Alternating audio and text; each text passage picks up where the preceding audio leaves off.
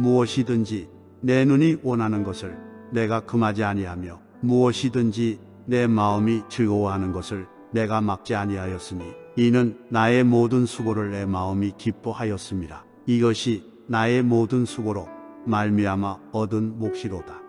그 후에 내가 생각해 본즉 내 손으로 한 모든 일과 내가 수고한 모든 것이 다 헛되어 바람을 잡는 것이며 해 아래에서 무익한 것이로다. 세상에서 가장 권위 있는 상을 노벨상이라고 말을 해도 과언이 아닐 듯 싶습니다. 매년 인류 문명의 학문적으로 또는 세계 평화를 위해서 크게 공헌한 사람들에게 상을 주는데 6개 분야를 구분해서 이제 노벨상을 해마다 수상을 하게 됩니다. 이 상은 스웨덴의 알프레드 로벨이라고 하는 사람이 자기 재산을 내놓아서 만든 상이 되겠습니다. 자기 전 재산을 털어서 이 상을 제정한 데는 특별한 동기가 있는데, 이 노벨은 알다시피 다이나마이트를 발명한 사람입니다. 그래서 건축과 건설 분야 그리고 채광을 하는 그 분야에서 많은 도움을 주었던 것이 다이나마이트인데, 결국 이 발명으로 그는 거대한 부를 소유하게 되어집니다. 그런데 시간이 흘러가면서 이 다이나마이트가 이 같은 산업 경제에만 쓰여지는 것이 아니고 전쟁 군수품으로 사용이 되어지면서 많은 사람을 살상하는 무기가 되어져 버리고 맙니다. 그래서 이 다이나마이트를 개발한 노벨이 오히려 죽음의 상인이라고 하는 부정적인 별명을 얻게 되어지는 계기가 되어집니다. 어느 날 프랑스 한 신문에 이 노벨이 죽었다고 하는 오보가 실리게 되어집니다. 그런데 그 내용이 지금까지 알려진 것보다 더 빠르게 더 많은 사람을 죽일 수 있는 방법을 발견해서 큰 돈을 번 죽음의 장사꾼 알프레드 노벨 박사가 죽었다, 이런 기사가 실리게 되어집니다. 노벨이 이 신문의 내용을 보면서 깜짝 놀라게 되어집니다. 자신이 죽었다고 하는 이 보도가 놀란 것이 아니고 자신이 세상 사람들에게 어떻게 비춰졌는가를 이 신문의 기사를 통하여서 비로소 알게 되었다고 하는 겁니다. 그것은 자기가 개발한 이 다이나마이트가 많은 사람을 죽이는 일에 사용이 되어지면서 결국은 자신을 죽음의 장사꾼이다 라고 세상 사람들은 평가를 했다고 하는 것입니다. 나름대로 좋은 일에 또 유용한 곳에 사용이 되어지던 자신의 발명품이 사람을 죽이는 무기가 되어지면서 자신이 오히려 발명한 것을 후회하기에 이르게 되어지고 이렇게 살면 안 되겠다라는 생각을 가지고 자신의 전 재산을 털어서 해마다 세계 각 분야에서 가장 이제 크게 공헌한 한 사람씩을 선발을 해서 이제 노벨상을 수여하는 그런 제도를 만들게 되었다라고 하는 것입니다. 노벨의 삶에 있어서 극적인 전환점은 바로 이 프랑스의 한 신문에 보도되어진 내용, 죽음의 장사꾼 노벨이 죽다라고 하는 것이 결국 생의 전환점을 가져오는 그러한 기회가 되어짐을 보게 되어집니다. 오늘 우리들이 노벨처럼 그런 어떤 전환점을 맞을 수 있는 그런 순간은 없었을지도 모르겠습니다. 그런데 우리 스스로의 삶의 모습을 돌아보면서 과연 나는 지금까지 살아오면서 내 인생에 있어서 어떤 존재 의미와 가치를 부여하며 살았는가라고 하는 것을 한번 우리가 생각해 볼 수 있어야 되겠습니다. 늘 쳇바퀴 돌듯이 똑같은 그런 삶의 반복이 수십 년 동안 반복되다가 결국은 아무것도 남긴 것 없이 그냥 죽고 마는 인생으로 끝나버릴 것인가? 아니면 인생에 있어서 가장 중요하고 의미 있는 그런 삶의 모습으로 살다가 가는 존재가 될 것인가? 1993년 노벨 경제학상 수상자였던 로버트 윌리엄 포겔이라고 하는 사람이 이런 말을 했습니다. 무엇으로 살 것인가의 문제는 해결되었지만 무엇을 위해 살 것인가는 해결되지 못했다. 삶의 수단은 있으나 삶의 목적은 없다. 물질적 풍요는 극소수 사람들이 자기 실현을 추구하던 상황을 거의 모든 사람들이 이를 추구할 수 있는 상황으로 변화시켰다. 정신적인 불평등은 이제 물질적 불평등만큼이나, 아니 어쩌면 그보다 더 큰 문제가 되었다. 이런 말을 했습니다. 쉽게 말하면 삶의 수단은 있지만 목적이 없다고 하는 것입니다. 이 말은 어떻게 살아야 할 것인가라고 하는 것은 잘 알고 있는데 무엇을 위해서 살고 있는가는 전혀 모르는 그런 시대다라고 그렇게 이야기를 했다고 하는 것입니다. 물론 지금도 한 끼 먹는 것을 위해서 처절하게 싸우는 사람들도 많이 있지만, 그러나 대다수는 먹는 것으로 인하여서 염려하거나 근심하는 시대는 지나간 것으로 보게 되었습니다. 무엇을 먹을까? 이거를 가지고 고민하지 않는다고 하는 겁니다. 물론 더 맛있는 거를 먹기 위해서 고민을 할 수는 있겠지만 먹을 것이 없어서 이 문제를 어떻게 해결해야 될 것인가를 곧 삶의 가장 기본적인 그러한 것으로 여기며 살아가는 사람은 그렇게 많지 않다고 하는 겁니다. 그러나 분명한 것은 그렇게 살 수 있음에도 불구하고 내가 무엇을 위해 살아가고 있는가라고 하는 것에 대해서는 여전히 많은 사람들이 정확하게 알지 못하고 살아가고 있다고 하는 것입니다. 열심히 세상을 살아가는 사람들이 얼마나 많은지 모릅니다. 그 중에는 하루 24시간이 정말 부족할 만큼, 그래서 늘 수면이 부족하고 늘 피곤하고 늘 시간이 부족한 그런 사람들이 많이 있다고 하는 겁니다. 우리가 살아가는 이 시대가 열심히 살지 않으면 살아남기 참 어려운 시대인 것은 분명히 맞습니다. 그래서 나름대로 다들 부지런하게 열심히 살아갑니다. 제가 봐도 정말 바쁘고 분주하게 살아갑니다. 그런데 이 시간 우리가 한번 자신을 향해서 질문해 보시기 바랍니다. 이렇게 열심히 살아서 얻으려고 하는 것이 과연 무엇이냐라고 하는 겁니다. 열심히 최선을 다해서 부지런히 살았는데 무엇을 얻기 위해서 그렇게 부지런히 살았느냐라고 하는 겁니다. 돈을 많이 벌기 위해서, 그래서 잘 먹고 잘 살기 위해서. 이 표현은 쉽게 말하면 살기 위해서라고 하는 것 정도밖에 되지 않습니다. 살기 위해서 열심히 사는 겁니다. 삶의 목적이 그냥 살기 위해서가 되어져 버리고 말았다고 하는 것입니다. 삶의 이유가 그냥 살기 위해서, 이 이상 이 이하도 아닌 그런 삶이 오늘날 우리를 이렇게 바쁘고 분주하게 만들고 있지는 않느냐라고 하는 것입니다. 살아남기 위해서 살고 있다고 하는 것처럼 참 비참한 인생이 어디 있습니까? 살아남기 위해서 사는 존재, 그것처럼 비극적인 비참한 인생이 없다라고 표현을 해도 과언이 아니라고 하는 것입니다. 그런데 대부분의 많은 사람들이 이렇게 지금 살아가고 있다라고 하는 겁니다.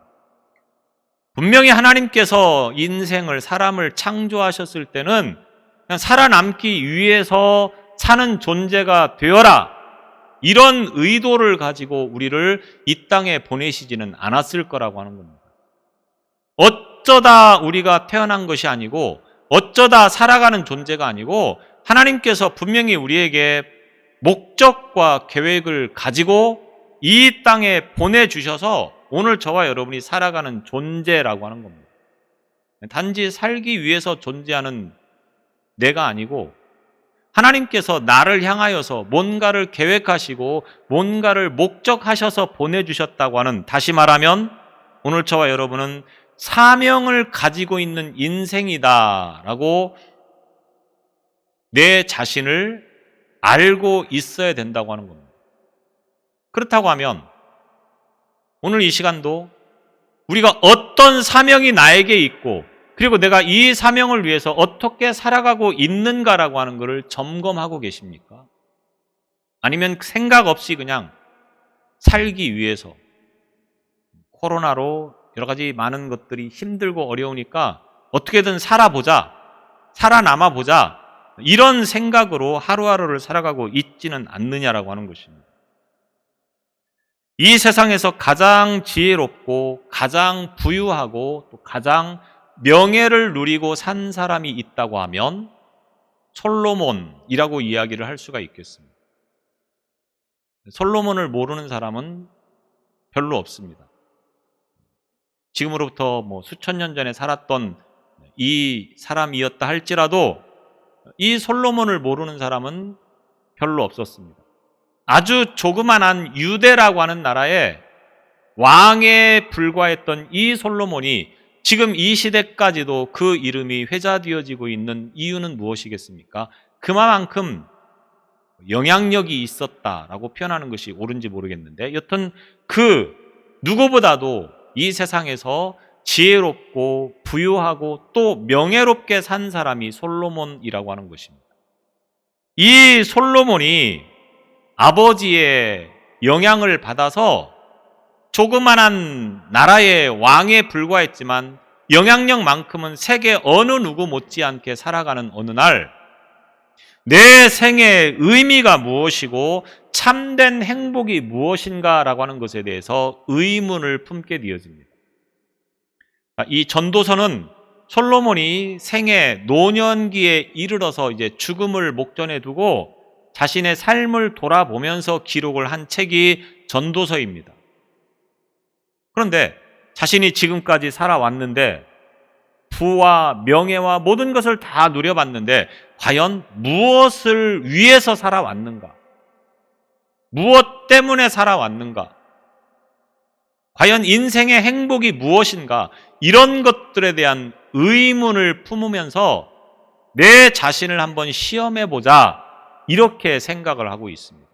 그래서 2장 1절에 보면 나는 내 마음에 이르기를 자 내가 시험 삼아 너를 즐겁게 하리니, 자기 자신을 한번 시험해 보겠다고 하는 겁니다. 과연 무엇이 나를 즐겁게 할 수 있느냐? 솔로몬이 시험해 보겠다고 하는 것입니다. 그 내용이 바로 이 전도서 2장에 기록되어진 말씀이 되겠습니다. 먼저 쾌락을 추구하는 그러한 것으로 자신이 과연 만족하고 있는가 라고 하는 것을 시험해 봤습니다.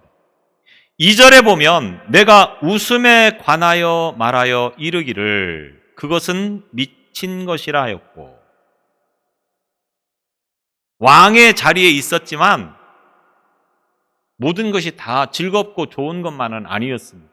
때로는 고독하고, 때로는 외롭고, 때로는 쓸쓸하고, 그런 솔로몬을 전국에서 조금 웃긴다 하는 사람들을 다 불러 모아놓고 내가 외롭다, 내가 힘들다, 너희들이 한번 나를 웃겨봐라, 이랬습니다. 그랬더니 좀 한다 하는 코미디언들이 다 모여서 솔로몬 앞에서 열심히 개그를 했습니다. 근데 솔로몬이 그것을 보면서 어떻게 생각합니까? 참 한심스럽다. 참 별거 없다. 이렇게 말을 하고 있는 겁니다. 가끔 우리 텔레비전에서 개그하는, 코미디하는 그런 프로를 보면서 굉장히 비웃는 그런 모습으로 보는 사람들이 있습니다. 그들은 나름대로 열심히 웃겨보려고 했는데 보는 사람들은 참 한심하다, 참 미친 짓이다, 이렇게 표현을 하고 있다고 하는 것입니다.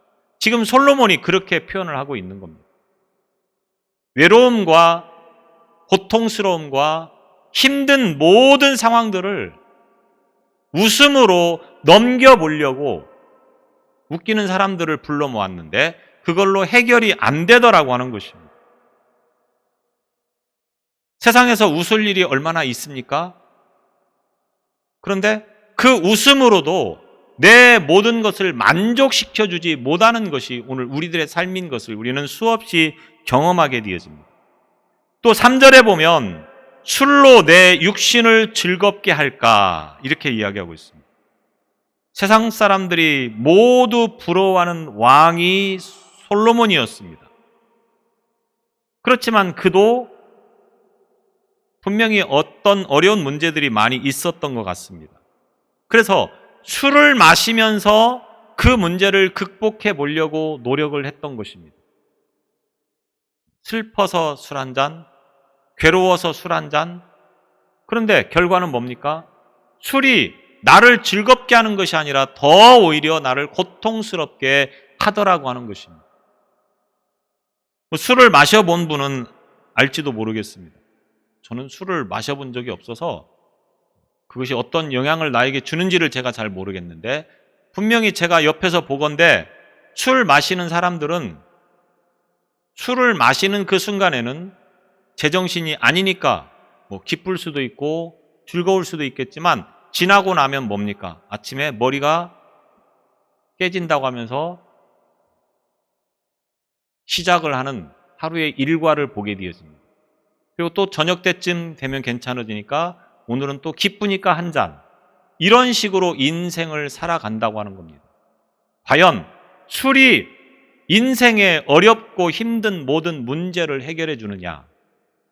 아니라고 하는 것을 솔로몬은 고백하고 있습니다.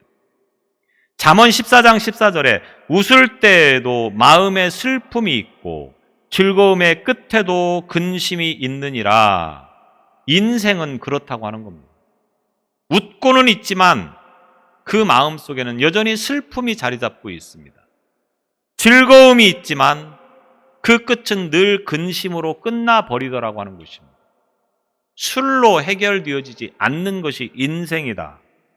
먹을 때는 좋을지 모르겠지만 술로 몸을 망치고 술 때문에 실수하고 술 때문에 가정이 파괴되는 일들이 얼마나 많이 있습니다. 또 8절에 보면 여색을 통하여서 쾌락을 추구하고자 하는 솔로몬의 태도를 보게 되어집니다. 열왕기상 11장 3절에 보면 솔로몬은 후궁이 700명, 첩이 300명, 도합 1000명이었었습니다.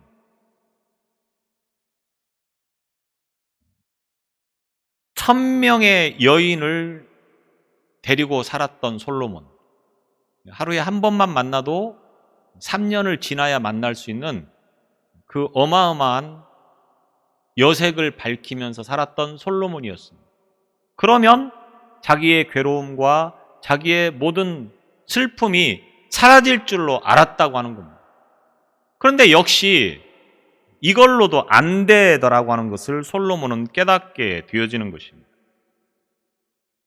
무엇으로도 자기의 그 허전함과 고통스러움과 슬픔을 해결할 수 없다고 하는 것을 솔로몬은 깨닫게 되어집니다. 그래서 이 전도서를 통하여서 결국 솔로몬이 내린 결론은 무엇입니까? 헛되고 헛되며 헛되고 헛되니 모든 것이 헛되도다. 제가 언젠가도 그런 말씀을 드린 적이 있는데 못 살던 사람이 가져봐야 다 소용없다 이렇게 말을 하면 사람들이 뭐라고 말하겠습니까? 비웃습니다. 가져보고 그런 얘기를 해야지 한 번도 가져본 적이 없는 사람이 돈, 재산 다 필요 없다. 이렇게 이야기하면 별로 공감이 안 간다고 하는 것입니다. 솔로몬은 어떤 사람입니까? 돈이면 돈, 지혜면 지혜, 명성이면 명성, 못 갖춘 것이 없는 사람이었습니다. 이 솔로몬이 뭐라고 말합니까? 헛되고 헛되며 헛되고 헛되니 모든 것이 헛되도다. 결국 여러 번 반복하고 있지만 세상에 있는 모든 것을 다 가져보아도 인생은 헛된 것에 불과하다라고 하는 것이 솔로몬의 결론이라고 하는 겁니다. 못 가진 사람이 하는 이야기가 아니고, 못 배운 사람이 하는 이야기가 아니고, 최고의 자리에서 모든 것을 다 누려보았던 솔로몬이 하는 말이기 때문에 여기에 대해서는 누구도 공감하지 못하거나 반박할 수가 없는 말씀 아니겠습니까? 오늘 많은 사람들이 쾌락이 인생의 전부인 것처럼 살아가고 있습니다.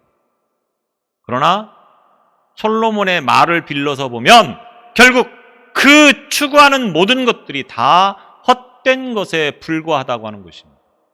여러분들이 무엇을 추구하며 여기까지 살아오셨습니까? 무엇을 손에 쥐고자 그토록 부지런히 살았습니까? 솔로몬의 말처럼 다 헛된 것에 불과하다고 하는 것입니다. 제 말이 아니고 솔로몬의 말이라고 하는 것입니다. 예수님께서도 비슷한 말씀을 하셨습니다. 세상을 다시 심판하시는 때가 노아의 때와 같고 롯의 때와 같고, 누가복음 17장 26절 이하로 이렇게 말하고 있습니다. 세상을 심판할 때가 온다고 하는 것입니다. 언제? 노아의 때와 같고 롯의 때와 같은 때에 세상을 심판하시겠다. 그러면 노아의 때와 롯의 때가 어느 때를 말하는 것입니까? 사람들이 먹고 마시고 장가들고 시집가더니 사고 팔고 셈고 집을 짓더니 세상 일에 바쁘고 분주하고 쾌락적인 것을 추구하는 그런 시대가 바로 노아의 때이고 롯의 때라고 하는 것입니다. 우리가 알다시피 노아의 홍수 심판이 왜 일어났습니까? 롯에 살고 있는 소돔과 고모라가 왜 멸망했습니까? 온통 쾌락을 추구하는 그런 사람들의 생각과 삶의 방식 때문에 결국은 하나님께서 더 이상 두고 보실 수가 없어서 세상을 심판하신다라고 말씀을 하였다라고 하는 겁니다. 우리가 추구하는 이런 것들은 결국 세상의 심판을 자꾸만 앞당기고자 하는 것에 불과하다. 성경은 우리에게 이야기를 하고 있는 것입니다. 그런데도 많은 사람들이 이 썩어 없어질 것들에 대한 미련을 버리지 못한 채 오늘도 거기에 목숨을 걸고 살아가고 있다고 하는 것입니다. 오늘 저와 여러분은 무엇을 위해서 그토록 바쁘고 분주하게 살아가고 있습니까? 혹시 가지면 가질수록 더 심판만 앞당기고자 하는 그런 것들을 위해서 발버둥을 치고 있지는 않은가를 돌아볼 수 있기를 바랍니다. 또 솔로몬은 자신에게 있는 소유로 만족해 보려고 시험을 해봅니다. 4절에 보면 나의 사업을 크게 하였노라. 내가 나를 위하여 집들을 짓고 포도원을 일구며 많은 재물을 가지고 그 부를 누리면서 살면 과연 내가 만족할 수 있을까? 내가 행복할 수 있을까? 솔로몬은 시험해 보았습니다. 그런데 결과는 어떻습니까? 가진 것으로 만족하는 사람은 솔로몬뿐만 아니라 이 땅에 단 한 사람도 없었다라고 하는 겁니다. 오늘 저와 여러분 어떻습니까? 가진 것 때문에 혹시 만족한 적이 있습니까? 잠깐은 만족할 수 있었겠죠. 그러나 그 만족이 얼마나 갑니까? 나는 이마만큼 가졌으니까 제가 보기에는 충분히 저 정도면 만족할 것 같다라고 생각하는데도 정작 그분은 그것에 만족하지 못하는 사람들을 수없이 봤습니다. 그리고 지금도 역시 모든 사람은 다 그렇다라고 말을 할 수밖에 없는 그것이 곧 사람의 욕구라고 하는 것입니다. 무엇을 말하는 것입니까? 사람은 가진 것으로 만족하며 살아갈 수 있는 존재가 아니라고 하는 것을 의미하는 것이 되겠습니다. 하나님은 인간이 소유를 통하여서 만족할 수 있는 존재가 되도록 만드시지 않았다라고 하는 겁니다. 아담과 하와가 범죄하는 그 순간부터 어떤 인간도 소유로 인하여서 만족하는 인생은 단 한 사람도 없었다라고 하는 겁니다. 많이 가지고 있으면 더 가지고 싶은 것이 인간의 마음입니다. 내가 얼마만큼을 가지고 있는지도 모르는 사람은 그보다 더 많은 것을 가지려고 하는 그런 욕심이 끊임없이 일어나고 있는 것을 우리는 주변에서 분명히 목격하고 있다고 하는 것입니다. 참된 만족은 소유에 있는 것이 아닙니다. 성경은 여기에 대해서 뭐라고 말합니까? 누가복음 6장 38절에 보면 주라 그리하면 너희에게 줄 것이니 곧 후히 되어 누르고 흔들어 넘치도록 하여 너희에게 안겨주리라. 무슨 말입니까? 참된 만족은 소유에 있는 것이 아니고 나눔에 있다고 하는 것입니다. 내가 가진 것으로는 만족하지 못하지만 나누는 것으로는 얼마든지 만족하며 살 수 있다고 하는 것입니다. 그래서 뭔가를 얻었을 때는 그 기쁨이 잠깐은 가겠지만 끝까지 가지는 않습니다. 그런데 내가 누군가를 도와주어서 누군가와 나누어서 마음이 기쁘면 어떻습니까? 죽을 때까지 잊혀지지 않습니다. 그 기쁨과 감격이 늘 내 가슴을 뛰게 만듭니다. 솔로몬의 삶을 통하여서 아무리 많은 부를 가지게 된다 할지라도 만족하지 못한다고 하는 것을 우리는 배울 수 있기를 바랍니다. 참 만족은 나눔에 있다고 하는 것을 기억하실 수 있기를 바랍니다. 또 솔로몬은 자아 실현을 통하여서 만족을 누려보려고 합니다. 자신이 원하는 것은 무엇이든지 다 해보았습니다. 세상에서 말하는 성공, 보통 사람들은 감히 꿈도 꾸지 못할 성공을 누렸던 사람이 솔로몬입니다. 그런데 그 결과는 어떻습니까? 만족, 행복 이런 것보다는 허무. 그래서 솔로몬의 전도서를 보게 되어지면 무슨 인생이 이렇게 허무한가 라고 하는 회의적인 생각이 들 만큼 인간을 참 절망하게 만드는 것입니다. 썩 읽고 싶지 않은 성경이 어쩌면 전도서일지도 모르겠습니다. 왜? 읽으면 읽을수록 모든 것이 다 헛되다고 말을 하니 참 허무하다고 하는 겁니다. 그러나 솔직하게 그것이 인생이라고 하는 것을 알아야 된다고 하는 것입니다. 그래서 이 전도서를 통해서 주시고자 하는 메시지는 뭡니까? 인간이 무엇을 위해서 살아가는 존재인가를 바로 알라고 하는 겁니다. 그래서 오늘 이 솔로몬이 결론처럼 주고 있는 말씀이 무엇입니까? 10절로 11절을 통해서 우리는 그 해답을 찾을 수가 있는 것입니다. 이 10절 말씀에 보면 무엇이든지 내 눈이 원하는 것을 이렇게 시작을 하면서 나라고 하는 것을 6번을 반복해서 말을 합니다. 그러니까 솔로몬이 추구하는 것은 결국 무엇이었습니까? 내가 주인이 돼서 나를 위해서 내가 한번 잘 살아보자. 내가 한번 만족을 누려보자. 이러한 생각으로 온통 살아왔지만 결과는 그 모든 것이 다 공허한 것이었다라고 하는 결론에 도달을 하는 것입니다. 그래서 솔로몬이 내린 결론이 뭡니까?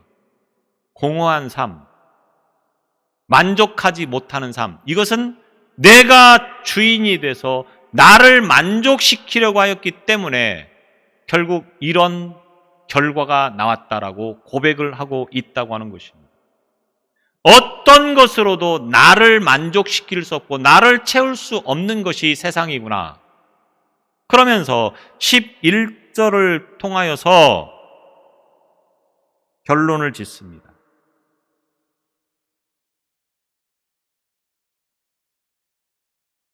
모든 일과 내가 수고한 모든 것이 다 헛되어 바람을 잡는 것이며 해 아래서 무익한 것이로다. 세상의 모든 것은 다 무익하고 헛된 것이라고 하는 것입니다. 그래서 이와 같은 모든 것들이 무익하고 헛된 것을 채우기 위해서 과연 어떻게 해야 되느냐? 솔로몬은 인간이 어디에서 와서 어디로 가고 어디로 가는가라고 하는 것을 깨닫게 되어지고 이제 이것을 가지고 말씀하고 있는 내용입니다. 이것은 인간만이 가지고 있다고 하는 겁니다. 내가 어디에서 와서 무엇을 하며 어디로 가는가? 인간만이 생각할 수 있는 것이 되어집니다. 이런 인생들에게 영원을 사모하는 마음을 가지라고 오늘 솔로몬은 말씀하고 있음을 보게 되어집니다. 우리의 삶을 통하여서 만족을 누릴 수 있는 것은 세상에 없습니다. 다만 인간은 영원을 사모하는 마음에 영원한 분을 모셔야만이 비로소 만족할 수 있고 비로소 평안함을 누릴 수 있다고 하는 것을 말씀하고 있는 것입니다. 교회를 수십 년을 다녀도 여전히 공허하고 채워지지 않는 무엇인가에 사로잡혀 있는 것은 무엇입니까? 아직도 내가 삶의 주인 노릇을 하고 있기 때문에 그렇습니다. 나를 위해서 살아가는 삶이 되기 때문에 그렇습니다. 그런 삶은 아무리 많은 것을 가지고 나를 채워도 만족하지 못하고 늘 공허하고 늘 허전한 마음을 가지고 살아갈 수밖에 없다라고 하는 것입니다. 그러나 우리의 삶의 영원한 주인이신 그 하나님을 위해서 살아가는, 그래서 내가 아닌 하나님을 위해서 사는 존재가 되어진다고 하면, 그래서 영원을 사모하며 살아간다고 하면 그 인생이야말로 참된 만족과 또 행복을 누리며 살아가는 존재가 되어진다고 하는 것입니다. 갓난 아이에게 가장 필요한 것은 무엇이겠습니까? 우리가 그토록 좋아하는 돈?